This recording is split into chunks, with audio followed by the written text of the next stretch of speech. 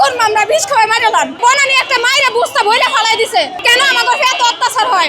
BTCL colony এলাকায় বনানীর একটি ভবনে একজন গৃহপরিচারিকাকে 3 দিন যাবৎ নির্যাতন করা হয়। সেই নির্যাতনের এক ফাঁকে নির্যাতন থেকে বাঁচতে ওই গৃহপরিচারিকা একটি চিঠিতে তার উপর নির্যাতনের নির্মম কাহিনী বর্ণনা করে রাস্তায় ফেলে এবং সেই চিঠি উদ্ধার করে এখানকার এলাকাবাসী।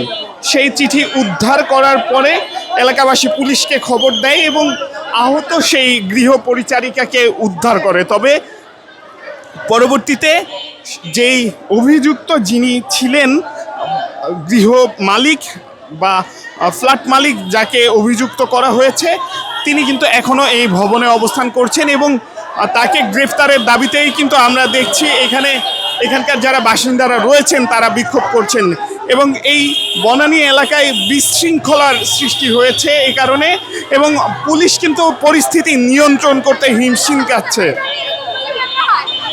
এইভাবে এরকম অত্যাচার গরিবের উপরে করলে কিভাবে হবে বনানি একটা মাইরা বুঝতা বইলা ফালাই দিছে।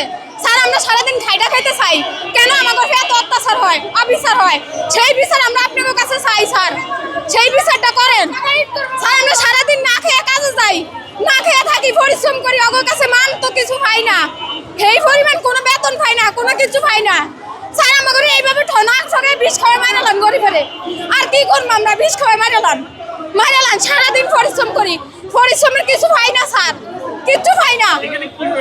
এখানে একটা মেয়ে মারছে আর 2টা মেয়ে আটকে রাখছে উপরে। জি জি একজন মরে গেছে বলে 2জন আটকে রাখছে।